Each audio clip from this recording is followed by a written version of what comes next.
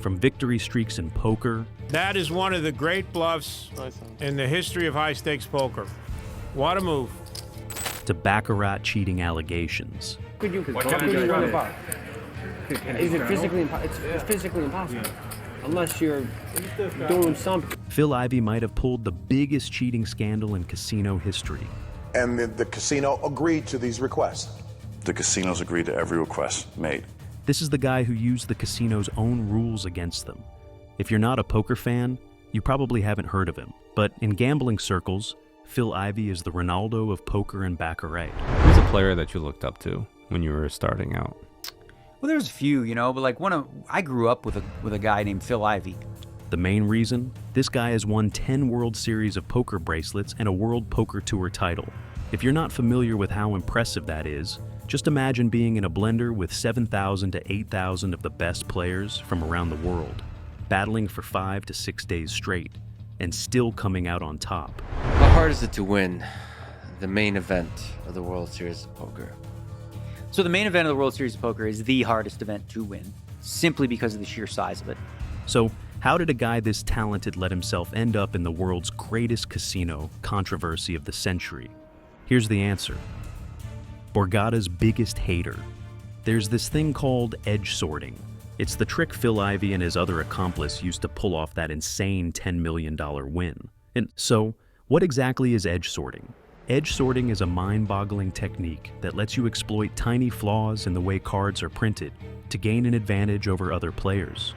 By observing, learning, and exploiting subtle, unintentional differences on the backs of the cards being dealt. How hard is it to win the main event of the World Series of Poker? So the main event of the World Series of Poker is the hardest event to win. Imagine knowing what card your opponent is about to get, not by cheating outright, but by exploiting a design flaw. That's some Sherlock shenanigan going on, if you ask me. A lot of landmines, and frankly, there are so many players that you've not played with before, too. You play these high roller events, like these super ones, you get 30, 40 people, you know everybody. That's right, guys. A sword is only as good as its wielder, and only a good bluffer can catch on to others' bluffs. But how did Ivey become this good at catching on? Well, you see, it's in the blood. Phil Ivey's poker talents didn't just appear out of nowhere. He's been honing these gambler skills since the ripe age of 8 years old. He learned a lot indeed.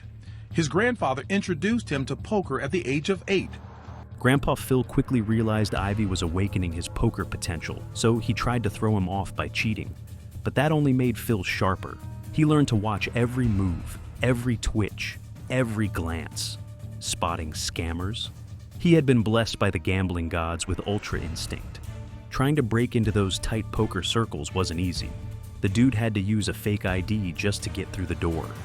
He was heading down to Atlantic City on the weekends. I think I was 15, 16, somewhere around there.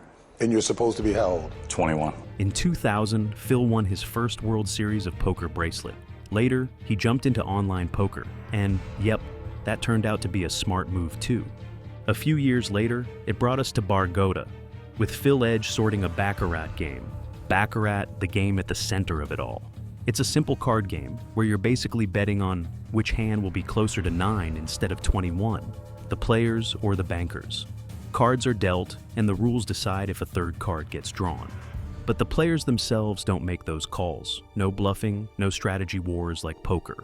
Baccarat is actually considered one of the toughest games to beat in a casino, but some players are cleverer than that.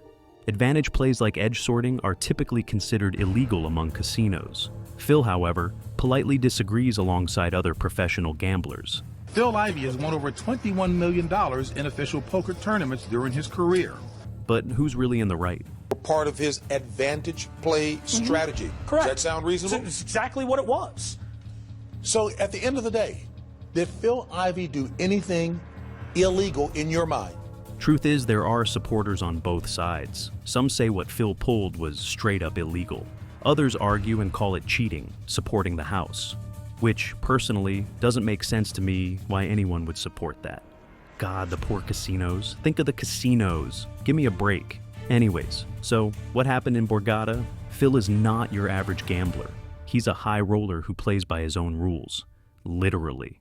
High rollers get extra perks from the casinos, and Ivy used this favor to the max. When he sat down at the baccarat table, he wasn't just dealing cards, he was also calling the shots. I requested an Asian dealer. And the reason you wanted an Asian deal? A Mandarin-speaking dealer? Check. I felt more comfortable with the Asian dealer. My companion was Asian. A trusted sidekick at the table? Absolutely. Okay. Why did you want that particular shuffle machine? Because I wanted the cards to remain in a certain order. And they agreed to that? And they agreed to that, yeah. And the jewel in the crown, a very specific brand of playing cards with a tiny, irregular pattern on the back. Sure, why not? UN freaking believable. It's like the casinos purposefully laid their head down in the altar, waiting for Phil to swing his machete. They should have seen it coming. Or maybe they did. Because some people speculated that the real scandal started here. You see, when a high-limit player walks into a casino, it's like a flashing neon sign for the staff. Shift managers alert each other, table games management gets the rundown, they know what game, what limits, and any special requests are coming down the pipe. So, is it really that surprising that the casino let Phil request a specific color of cards? Not at all. But is it fishy that they were ignorant that Phil's partner was a known advantage player? Hell yeah, it is.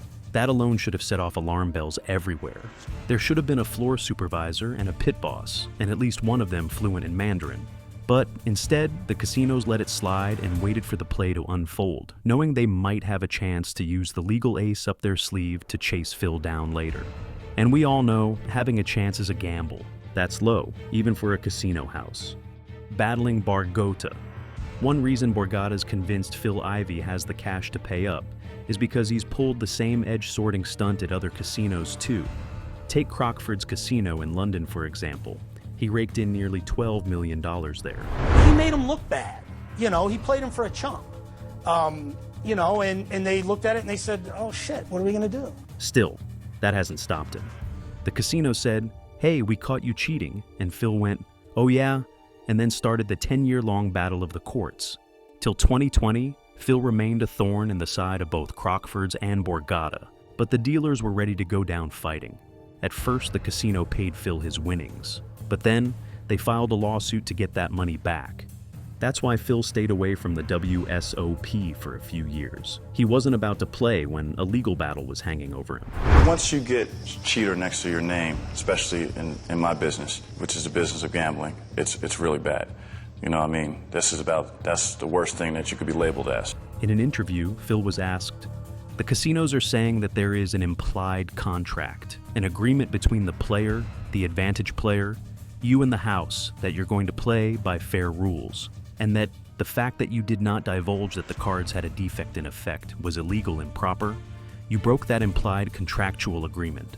To which Phil's answer was simple, I disagree. Cheating is using a device or using having information available that both parties aren't privy to. Then that could be considered cheating. He goes on to say, card counting or edge sorting or sequencing, it's perfectly legal play. After the casino won the case and secured a judgment, Phil discovered something harsh at his next tournament cash. He wasn't getting paid. The court order was holding his money hostage. Now, riddle me this, chat. Isn't it bizarre that the casinos even agreed to his terms or overlooked the known advantage player he was there with? I mean, this wasn't some unknown Chinese lady he waltzed in with. Chung Yin's son was banned from like 30 casinos, bro. I mean, even an 8-year-old would catch on. Here's what I think happened. The UK's oldest casino handed Phil a perfect double-edged sword to play with, basically letting him edge sort knowingly. If Ivy won, they could sue him and avoid paying out. If he lost, well, then he just lost. Either way, it was a win-win for the casinos. That's exactly what those Dr. Doofenshmirtz reincarnates did. They bluffed a fold, and Phil was made to walk the plank. Did Phil outsmart the casino, or did the casino outsmart Phil? What do you guys think? Let me know in the comments below, and don't you forget the #1 rule of gambling: the house always wins.